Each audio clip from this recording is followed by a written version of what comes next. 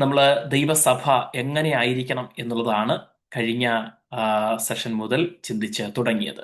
ഒന്നാമതായി നമ്മൾ കണ്ടത് ദൈവസഭ ആരാധിക്കുന്ന സമൂഹമായിരിക്കണം. The church should be a worshipping community or worshipping congregation. Hallelujah. ദൈവത്തെ ആരാധിക്കുന്ന സമൂഹം. ആരാധന എന്താണ് എന്നുള്ളത് ഞാൻ കഴിഞ്ഞ ആഴ്ച ഓർപ്പിച്ചു. കൊടുക്കുന്നതാണ് ആരാധന. എന്ത് കൊടുക്കുന്നത്? മഹത്വം കൊടുക്കുന്നത്. ആർക്ക്? ദൈവത്തിന്.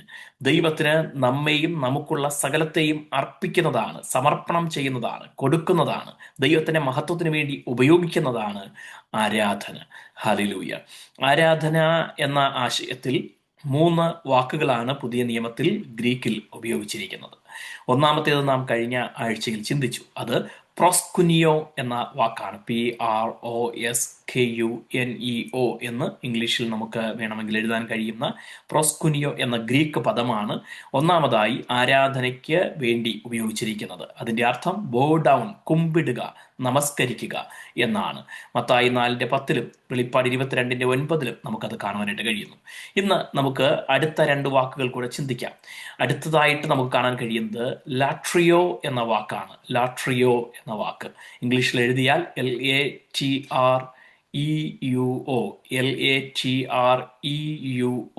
എന്ന് നമുക്ക് ഇംഗ്ലീഷിൽ വേണമെങ്കിൽ എഴുതാം. ലാട്രിയോ എന്ന ഗ്രീക്ക് വാക്കിന്റെ അർത്ഥം സെർവ്, സേവിക്കുക എന്നുള്ളതാണ്, അല്ലെങ്കിൽ സേവനം ചെയ്യുക, അല്ലെങ്കിൽ ശുശ്രൂഷ ചെയ്യുക എന്നുള്ളതാണ് ലാട്രിയോ എന്ന വാക്കിന്റെ അർത്ഥം. ആരാധനയ്ക്ക് വേണ്ടി ഉപയോഗിച്ചിരിക്കുന്ന ലാട്രിയോ എന്ന വാക്ക്. റോമാലേഖനം 1-ാം അധ്യായം 9-ാമത്തെ വാക്യത്തിൽ നമുക്ക് ഈ വാക്ക് കാണുവാനായിട്ട് കഴിയുന്നു. റോമർ 1-ാം അധ്യായത്തിന്റെ 9-10 വാക്യങ്ങളിൽ ഈ വാക്ക് നമുക്ക് കാണാം. ഇങ്ങനെ നമ്മൾ കാണുന്നു: ഞാൻ ഇടവിടാതെ നിങ്ങളെ ഓർത്തുകൊണ്ട് ദൈവേഷ്ടത്താൽ എപ്പോഴെങ്കിലും നിങ്ങളുടെ അടുക്കൽ വരുവാൻ സാധിക്കേണ്ടതിന് എൻ്റെ പ്രാർത്ഥനയിൽ എപ്പോഴും യാചിക്കുന്നു എന്നുള്ളതിന്, അവന്റെ പുത്രനെക്കുറിച്ചുള്ള സുവിശേഷ ഘോഷണത്തിൽ ഞാൻ എൻ്റെ ആത്മാവിൽ ആരാധിക്കുന്ന ദൈവം എനിക്ക് സാക്ഷി. എൻ്റെ ആത്മാവിൽ ആരാധിക്കുന്ന ദൈവം. ഇവിടെ ആരാധന എന്നതിന് ഉപയോഗിച്ചിരിക്കുന്നത് ലാട്രിയോ എന്ന പദമാണ്. ലാട്രിയോ, ആമേൻ.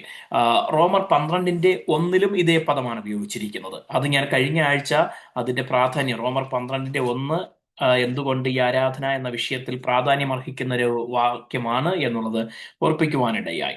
അവിടെയും നിങ്ങൾ ബുദ്ധിയുള്ള ആരാധനയായി എന്നുള്ളിടത്ത് ആരാധനയ്ക്ക് ഉപയോഗിച്ചിരിക്കുന്ന പദം ലാട്രിയോ എന്ന പദമാണ് അവിടെയും ഉപയോഗിച്ചിരിക്കുന്നത്. ആമേൻ. അപ്പോൾ ഈ ലാട്രിയോ എന്ന പദത്തിന്റെ ലിറ്ററൽ മീനിങ് ഞാൻ പറഞ്ഞതുപോലെ സേവനം ചെയ്യുക, ശുശ്രൂഷ ചെയ്യുക എന്നുള്ളതാണ്. ഫിലിപ്പിയ ലേഖനം 3-ാം അധ്യായത്തിന്റെ 3-ാമത്തെ വാക്യം, ഫിലിപ്പിയർ 3-ാം അധ്യായത്തിന്റെ 3-ാമത്തെ വാക്യം ഇതേ പദം ഉപയോഗിച്ചിരിക്കുന്ന മറ്റൊരു വചനമാണ്. ദൈവത്തിന്റെ ആത്മാവ് കൊണ്ട് ആരാധിക്കുകയും, ആത്മാവ് കൊണ്ട് ആരാധിക്കുകയും. ആമേൻ. അവിടെയും ഈ ലാട്രിയോ എന്ന പദമാണ് ഉപയോഗിച്ചിരിക്കുന്നത്. എന്നാൽ ആ പദത്തിന്റെ അക്ഷരാർത്ഥത്തിൽ നമ്മൾ എടുത്താൽ സേവനം ചെയ്യുക, ശുശ്രൂഷ ചെയ്യുക, സേവിക്കുക എന്നാണ്. അപ്പോൾ ആരാധന എന്ന് പറയുന്നത് ദൈവത്തിന് ചെയ്യുന്ന സേവനമാണ്, ദൈവത്തിന് ചെയ്യുന്ന ശുശ്രൂഷയാണ്. അതായത് ദൈവത്തിന് ശുശ്രൂഷ ചെയ്യുന്നു എന്ന മനസ്സോടെ നാം എന്ത് ചെയ്യുമ്പോഴും, ആ താല്പര്യത്തോടെ എന്ത് ചെയ്യുമ്പോഴും നമ്മൾ എന്താണ് നടത്തുന്നത്? ആരാധന അർപ്പിക്കുകയാണ്, ദൈവത്തെ ആരാധിക്കുകയാണ്. ഹല്ലേലൂയ. കർത്താവ് ദൈവനാമത്തിൽ കൊടുക്കുന്ന കാര്യത്തെക്കുറിച്ച് പറഞ്ഞപ്പോൾ പറഞ്ഞു, എൻ്റെ നാമത്തിൽ നിങ്ങൾ ഒരു പാനപാത്രം വെള്ളം കുടിപ്പാൻ കൊടുത്താൽ അതിന് പ്രതിഫലമുണ്ടാകാതെ പോകയില്ല എന്ന് ഞാൻ സത്യമായിട്ട് നിങ്ങളോട് പറയുന്നു. അപ്പോൾ കർത്താവിൻ്റെ നാമത്തിൽ ആണ് കൊടുക്കുന്നതെങ്കിൽ, ഒരാൾക്ക് ദാഹിച്ചു വരുന്നു, വെള്ളം കൊടുക്കുന്നു എന്നുള്ളതിനപ്പുറത്ത് അത് യേശുവിന്റെ നാമത്തിലാണെങ്കിൽ, അല്ലെങ്കിൽ ദൈവസ്നേഹം നിമിത്തമാണെങ്കിൽ, ഞാൻ ദൈവത്തെ അറിഞ്ഞതുകൊണ്ടാണെങ്കിൽ, വിശന്നിരിക്കുന്നവന്, ദാഹിച്ചു വരുന്നവന് അപ്പവും വെള്ളവും കൊടുക്കണം എന്നുള്ളതാണ് യേശു കർത്താവ് എന്നെ പഠിപ്പിച്ചത്, ദൈവം എന്നെ പഠിപ്പിച്ചത് എന്ന മനസ്സോടെയാണെങ്കിൽ, എന്ന ചിന്തയോടെയാണെങ്കിൽ, എനിക്കുള്ളതൊക്കെ ഞാൻ നേടിയതല്ല, ദൈവത്തിന്റെ ദാനമാണ്, അതിൽ ഒരു പങ്ക് ആവശ്യക്കാരന് വേണ്ടി കൂടെ ചെലവിടാനാണ് ദൈവം എൻ്റെ കയ്യിൽ തന്നിരിക്കുന്നത് എന്ന മനസ്സോടെയാണ് ചെയ്യുന്നതെങ്കിൽ അത് കർത്താവിന്റെ നാമത്തിൽ ചെയ്യുന്നതാണ്. അപ്പോൾ അതിനെന്ത് കിട്ടും? പ്രതിഫലം കിട്ടും. ഇതുപോലെ കർത്താവിനെ ഉയർത്തുന്നു, ദൈവത്തിന്റെ മഹത്വത്തിന് വേണ്ടി ഞാനിത് ചെയ്യുന്നു എന്ന മനസ്സോടെ ചെയ്യുന്ന ഏത് കാര്യവും എന്താണ്? ദൈവത്തിന് അർപ്പിക്കുന്ന ആരാധനയാണ് ദൈവത്തിന് ചെയ്യുന്ന സേവനം. അത് ദൈവനാമത്തിന് ചെയ്യുന്ന സേവനം, ദൈവത്തിന് അർപ്പിക്കുന്ന ആരാധനയാണ്. അപ്പോൾ ഞാൻ മുൻപ് ഈ വിഷയത്തിന്റെ ആമുഖത്തിൽ പറഞ്ഞതുപോലെ, പാടുന്നത് മാത്രമല്ല ആരാധന, അന്യഭാഷയിൽ ദൈവത്തോട് സംസാരിക്കുന്നത് മാത്രമല്ല ആരാധന, കൈയടിച്ചുറക്കെ ദൈവത്തെ ഉയർത്തുന്നത് മാത്രമല്ല ആരാധന. ഹല്ലേലൂയ! ആരാധനയിൽ സേവനമുണ്ട്, ശുശ്രൂഷയുണ്ട്. Praise the lord. അത് ദൈവവചന ശുശ്രൂഷ ചെയ്യുന്നത് ഒരു ആരാധനയാണ്. ദൈവസഭയിൽ ശുശ്രൂഷ ചെയ്യുന്നത് ഒരു ആരാധനയാണ്. കർത്താവിന്റെ നാമത്തിൽ ദൈവസഭയ്ക്ക് വേണ്ടി നാം ഏത് ചുമതലയും നിർവഹിക്കുന്നെങ്കിൽ പ്രതിഫലം കൂടാതെയൊക്കെ നമ്മൾ ചെയ്യുമ്പോൾ ദൈവത്തിന് കൊടുക്കുന്ന ആരാധന കൂടെയാണ് അത്. ഹല്ലേലൂയ! ചില വേളകളിൽ ചിലർ പറയാറുണ്ട്, ഞാൻ അത് ചെയ്യുന്ന നിമിത്തം എനിക്ക് പ്രാർത്ഥിക്കാനോ അല്ലെങ്കിൽ ആരാധിക്കാനോ എല്ലായ്പ്പോഴും കഴിയാറില്ല, ഞാൻ ആ കാര്യം ചെയ്യുന്നത് കൊണ്ട്. പക്ഷേ ഈ ചെയ്യുന്ന കാര്യം ദൈവനാമത്തിലാണെങ്കിൽ അതിനെയും ഒരു ആരാധനയായി കാണാനായിട്ട്, അതിനെ ബാലൻസ് ചെയ്ത് കാണാനായിട്ട് നമുക്ക് കഴിയണം. ഹല്ലേലൂയ! ഒരിക്കൽ ഒരു തവണ ഞാൻ മുൻപ് ശുശ്രൂഷിച്ചിരുന്ന ചർച്ചിൽ, അവിടെ ഈ പുതുതായിട്ട് വരുന്നവരെ വെൽക്കം ചെയ്യാനും വരുന്നവരെ മുൻപോട്ടിരുത്താനും ഒക്കെ ആയിട്ട് വോളണ്ടിയറിംഗ് ആയിട്ട് ആ ശുശ്രൂഷ ചെയ്യുന്ന ചിലരുണ്ടായിരുന്നു. അപ്പോൾ അവര് ഒരേ ആൾ തന്നെ എല്ലാ തവണയും ചെയ്യുമെന്നല്ല, ഒരാള് അല്ലെങ്കിൽ രണ്ടുപേര് ആ ചുമതല ഏൽപ്പിച്ചാൽ അവര് ഒരു മാസം ഒരു 4-5 ഫ്രൈഡേസിൽ, അവിടെ ഫ്രൈഡേ ആണ് ആരാധന, ആ ദിവസങ്ങളിൽ അവർ ചെയ്യും. അത് കഴിയുമ്പോൾ അടുത്ത 2 പേര്, അങ്ങനെ ഒരു റോസ്റ്റർ പോലെ ക്രമീകരിച്ച് മാറി മാറി ചെയ്യുമായിരുന്നു. Price the Lord. ഒരു തവണ ഒരു വ്യക്തി പറഞ്ഞു, എന്നെ ആ സ്ഥാനത്ത് നിന്ന് മാറ്റണം, വേറെ ആരെങ്കിലും ആക്കണം. ഞാൻ ചോദിച്ചു എന്താണ് കാരണം. അദ്ദേഹം പറഞ്ഞത് ഇങ്ങനെയാണ്, എനിക്കത് ചെയ്യാൻ സന്തോഷമാണെങ്കിലും ആ സമയം എന്ന് പറയുന്നത് നമ്മൾ പാട്ടുപാടി ആത്മാവിൽ ആരാധിക്കുന്ന വലിയ ആ ആ ആത്മനിറവിൽ ആരാധിക്കുന്ന സമയമാണ്. അപ്പോൾ ഞാൻ ചോദിച്ചു, നിങ്ങൾക്ക് ഒരു മാസത്തേക്കല്ലേ ഈ റോസ്റ്റർ, ഈ സ്കെഡ്യൂൾ നിങ്ങൾക്ക് ഉള്ളത്? ആ ഒരു മാസം മാത്രമാണല്ലോ നിങ്ങളത് ചെയ്യുന്നത്? അദ്ദേഹം പറഞ്ഞു, ഈ ഒരു മാസം അങ്ങനെ മാറി നിൽക്കാനായിട്ട്, ഒരു മാസം മാറി നിൽക്കുക എന്ന് പറയുന്നത് ബുദ്ധിമുട്ടാണ്. ഞാൻ പറഞ്ഞു, ഒരു കാര്യം ചെയ്യാം, നിങ്ങൾക്ക് ഈ ശുശ്രൂഷ ചെയ്യുന്നത് മറ്റെന്തെങ്കിലും ബുദ്ധിമുട്ട് കാരണമാണെങ്കിൽ അതിന് പരിഹാരം ഉണ്ടാക്കാം. അതല്ലെങ്കിൽ നിങ്ങൾക്ക് അങ്ങനൊരു പ്രയാസം ഉണ്ടാകാത്ത രീതിയിൽ ഈ ഒരു മാസം എന്നുള്ളത് നമുക്ക് വേണമെങ്കിൽ ഒരു ഓൾട്ടർനേറ്റീവ് വീക്സിൽ എന്ന ക്രമീകരണമോ മറ്റോ ചെയ്യുന്നത് നല്ലതാണെങ്കിൽ അങ്ങനെ ചെയ്യാം എന്ന് ഞാൻ ഉറപ്പിക്കുവാനിടയായി. ആമേൻ. അപ്പോൾ അതോട് ചേർത്ത് ഞാനൊരു കാര്യം കൂടെ പറഞ്ഞു. ആരാധന എന്ന് പറയുന്നത് പാടി ആരാധിക്കുന്നത് മാത്രമല്ല, സ്തുതിക്കുന്നത് മാത്രമല്ല, ഇതുപോലെ സഭയ്ക്ക് വേണ്ടി നിങ്ങൾ ചെയ്യുന്ന, വോളണ്ടിയർ ആയിട്ട് ചെയ്യുന്ന ഏത് കാര്യവും, പുതുതായി ഒരു വ്യക്തി വരുമ്പോൾ അവരെ സ്വീകരിച്ച്, അവരെ പരിചയപ്പെട്ട്, അവർക്ക് കംഫർട്ടബിൾ ആയിട്ടുള്ള ഒരു സീറ്റിൽ അവരെ കൊണ്ടിരുത്തി, ആരാധന കഴിയുമ്പോൾ അവരുടെ ഡീറ്റെയിൽസ് ഒക്കെ തിരക്കുകയും അവരെ ചർച്ചുമായി കണക്ട് ചെയ്യുകയൊക്കെ ചെയ്യുന്നതും ആരാധനയാണ്, സേവനമാണ്, ശുശ്രൂഷയാണ്. ഹല്ലേലൂയ! ആ രീതിയിൽ കാര്യങ്ങളെ കാണുവാനായിട്ട് നമുക്ക് കഴിയണം. Price the Lord. നമ്മൾ ആഹാരമൊക്കെ വിളമ്പുമ്പോൾ അത് കർത്താവിന്റെ നാമനിമിത്തം നമ്മൾ അതിൽ മറ്റുള്ളവർക്ക് ശുശ്രൂഷ ചെയ്യാൻ നിൽക്കുമ്പോൾ അതും ഒരു ആരാധനയായിട്ടാണ് കർത്താവ് കണക്കാക്കുന്നത്. അപ്പോൾ ലാട്രിയോ എന്ന പദം കൊണ്ട് അർത്ഥമാക്കുന്നത് സേവനം ചെയ്യുക, ശുശ്രൂഷ ചെയ്യുക എന്ന ആശയത്തിലാണ്. ഹല്ലേലൂയ! ഇനി ആരാധനയ്ക്ക് ഉപയോഗിച്ചിരിക്കുന്ന മറ്റൊരു പദമാണ്, ഗ്രീക്കിൽ ഉപയോഗിച്ചിരിക്കുന്ന മറ്റൊരു പദമാണ് സെബോമായി എന്നുള്ളത്. സെബോമായി എന്നുള്ളത് 1 തിമോത്തിയോസ് 2-ാം അധ്യായത്തിന്റെ 10-ാമത്തെ വാക്യത്തിൽ നമുക്ക് ഈ പദം ഉപയോഗിച്ചിരിക്കുന്നത് കാണുവാനായിട്ട് കഴിയുന്നു. ആ വാക്യത്തിലേക്ക് നമുക്ക് കടന്നു വരാം. 1 തിമോത്തി ചാപ്റ്റർ 2 വേഴ്സ് 10. അവിടെ ആ വാക്യം ഇങ്ങനെയാണ് നമ്മൾ വായിക്കുന്നത്. പിന്നിയ തലമുടി, പൊന്ന്, മുത്ത്, വിലയേറിയ വസ്ത്രം എന്നിവ കൊണ്ടല്ല, ദൈവഭക്തിയെ സ്വീകരിക്കുന്ന സ്ത്രീകൾക്ക് ഉചിതമാകും വണ്ണം സൽപ്രവർത്തികളെ കൊണ്ടത്രേ അലങ്കരിക്കേണ്ടത്. അവിടെ ദൈവഭക്തി എന്നുള്ളതിന്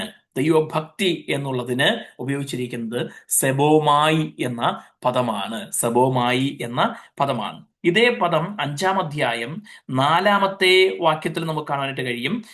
വല്ല വിധവയ്ക്കും പുത്രപൗത്രന്മാർ ഉണ്ടെങ്കിൽ അവർ മുമ്പേ സ്വന്തം കുടുംബത്തിൽ ഭക്തി കാണിച്ച് അമ്മയപ്പന്മാർക്ക് പ്രത്യുപകാരം ചെയ്യുവാൻ പഠിക്കട്ടെ. ഇത് ദൈവസന്നിധിയിൽ പ്രസാദകരമാകുന്നു. ദൈവത്തെ പ്രസാദിപ്പിക്കുന്ന ഭക്തി, അതിന് ആരാധനയ്ക്ക് പകരമായി ഈ പദം പലയിടങ്ങളിൽ ഉപയോഗിച്ചിട്ടുള്ളത് നമുക്ക് കാണാനായിട്ട് കഴിയുന്നു. ഹല്ലേലൂയ, ആമേൻ. എന്ന് പറഞ്ഞാൽ ദൈവത്തിന് പ്രസാദകരമാകുന്ന, ദൈവഭക്തിയോടെ ചെയ്യുന്ന ഏതൊരു കാര്യത്തെയും ആരാധനയായി ദൈവം അംഗീകരിക്കുന്നു. ദൈവഭയത്തോടെ ദൈവത്തിന് പ്രസാദകരമാകുന്ന ഏതൊരു പ്രവൃത്തിയെയും ദൈവം എന്ത് ചെയ്യുന്നു? ആരാധന എന്ന വിധത്തിൽ അംഗീകരിക്കുന്നു. കാരണം സെബോമായി എന്ന ഇവിടെ പറയുന്ന ഭക്തി എന്ന സെബോമായി എന്ന പദത്തിന്റെ അർത്ഥം റവർ എന്നുള്ളതാണ്, ബഹുമാനിക്കുക എന്നുള്ളതാണ്, ഭയപ്പെടുക എന്നുള്ളതാണ്. റബർ എന്ന പദം, റബറിന്റെ എന്നൊക്കെ നമ്മൾ കേട്ടിട്ടുണ്ടായിരിക്കും അല്ലെ? ആ പദത്തിൽ നിന്നാണ് റബർ എന്ന പദം വന്നത്. റബർ ചെയ്യുക.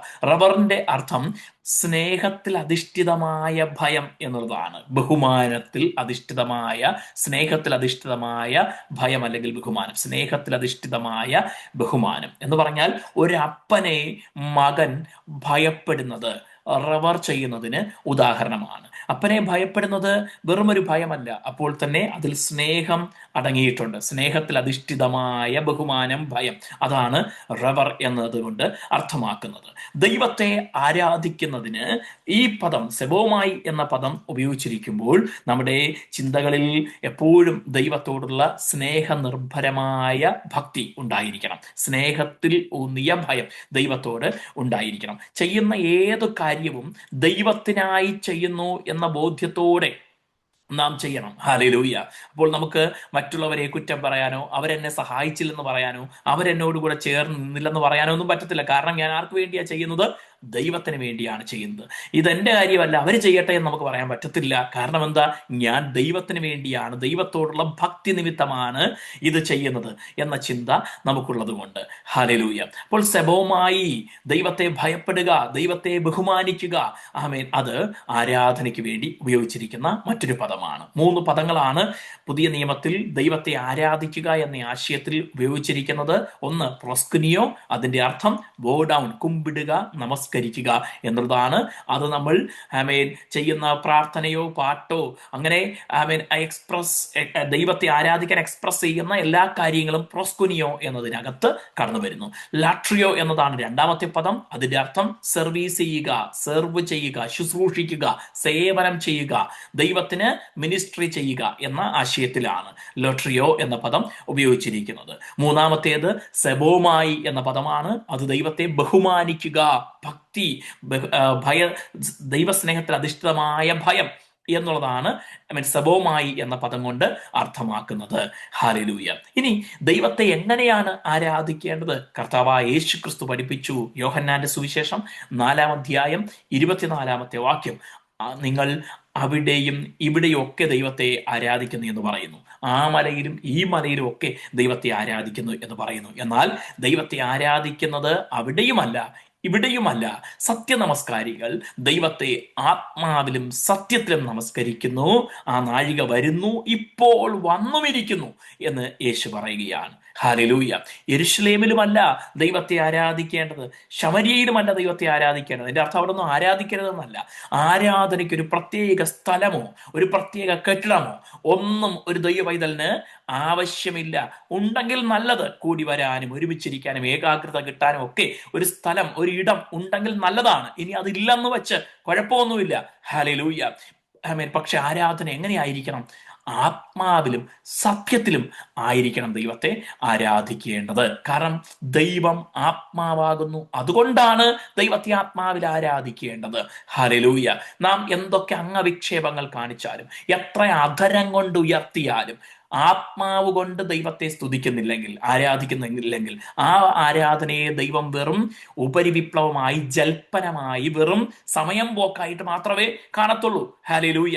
വെറുതെ നമ്മൾ എന്തെങ്കിലുമൊക്കെ പറഞ്ഞ് നടക്കത്തില്ലേ, പ്രയോജനമില്ലാതെ, അങ്ങനെ മാത്രമേ അതിനെ കണക്കാക്കത്തുള്ളൂ. ഹല്ലേലൂയ. ഓട്ടോമേറ്റഡ് ആക്ഷൻ എന്ന് പറയത്തില്ലേ, അങ്ങനെയാണോ ആ പദമെന്ന് എനിക്കറിയത്തില്ല. എന്ന് പറഞ്ഞാൽ നമ്മൾ അറിയാതെ ചെയ്തു പോകുന്നത്. ഹല്ലേലൂയ. ഒരു ശീലിച്ചൊരു കാര്യം ചെയ്തു പോകുന്നത്, അതിനാണ് ഓട്ടോമാറ്റഡ് ആക്ഷൻ എന്ന് പറയുന്നത്.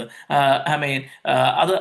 അതുകൊണ്ട് ഒരു ഉദാഹരണം പറഞ്ഞു കഴിഞ്ഞാൽ, നമ്മൾ ആദ്യമൊക്കെ കാർ ഓടിക്കുമ്പോഴേക്കും, ആദ്യം കാർ ഓടിക്കാൻ പഠിക്കുമ്പോൾ അല്ലെങ്കിൽ ഏത് വാഹനം ഓടിക്കാൻ പഠിക്കുമ്പോൾ ആദ്യം ചിന്തിക്കണമായിരുന്നു, ഗിയർ എവിടെയാണ് ഇരിക്കുന്നത്, ഈ ഗിയർ ഏതായിപ്പോൾ ഇടേണ്ടത്, സ്റ്റാർട്ട് ചെയ്യണം, അത് കഴിഞ്ഞ് ഗിയർ ചെയ്യണം. ഇങ്ങനെയുള്ള കാര്യങ്ങളൊക്കെ ആദ്യം ചിന്തിച്ച്, ഒരാൾ പറഞ്ഞു തന്ന് ചിന്തിച്ച് 1 2 2 3 എന്നുള്ള ഒരു ഇതിൽ ചെയ്യണമായിരുന്നു. അടുത്ത വണ്ടി സ്പീഡിൽ അല്ലെങ്കിൽ ടോപ്പ് ഗിയറിൽ പോയിക്കൊണ്ടിരിക്കുമ്പോൾ ആ ഒരു കയറ്റം വരുന്നു, അല്ലെങ്കിൽ പെട്ടെന്ന് ബ്രേക്ക് ചെയ്യേണ്ടി വരുന്നു, അടുത്ത് വീണ്ടും വണ്ടി മൂവ് ചെയ്യാനായിട്ട് ഗിയർ ഡൗൺ ചെയ്യണം. ഇതെല്ലാം ചിന്തിച്ച് പക്ഷേ കുറച്ചു നാൾ എക്സ്പീരിയൻസ് ആയി കഴിയുമ്പോൾ എന്ത് സംഭവിക്കും? നമ്മൾ അറിയാതെ നമ്മുടെ കൈ ഗിയർ ലിവറിലേക്ക് പോകും, ഷിഫ്റ്റ് ചെയ്യും, അറിയാതെ ബ്രേക്കിലേക്ക് കാല് പോകും.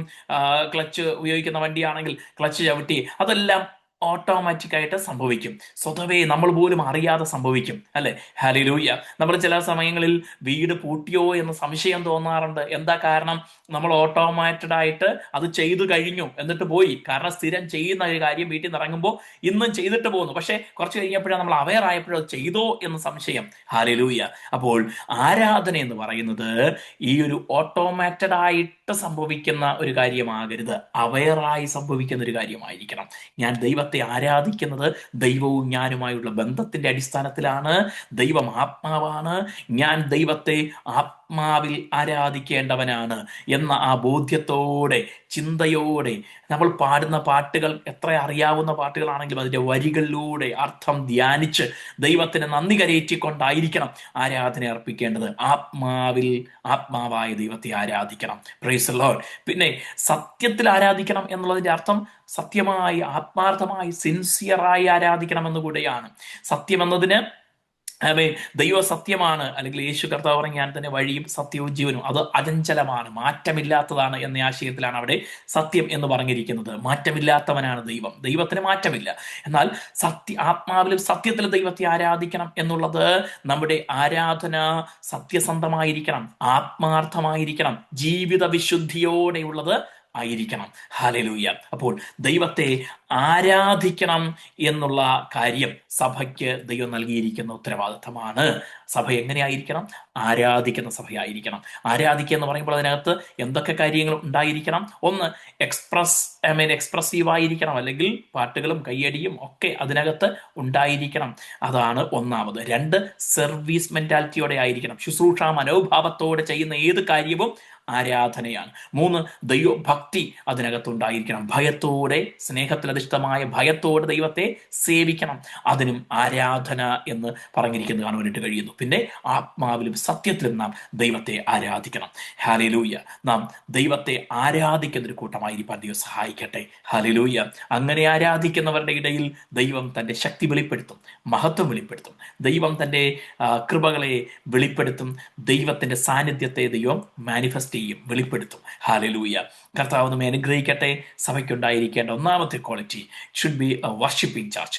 ദൈവം ഈ വചനങ്ങൾ നമുക്ക് അധികം ദൈവത്തെ ആരാധിക്കുന്നതിനും കർത്താവിനെ ഉയർത്തി മഹത്വപ്പെടുത്തി ജീവിക്കുന്നതിനും സഹായകരമാക്കി തീർക്കട്ടെ. അതിനായി നമ്മെ സമർപ്പിക്കാം.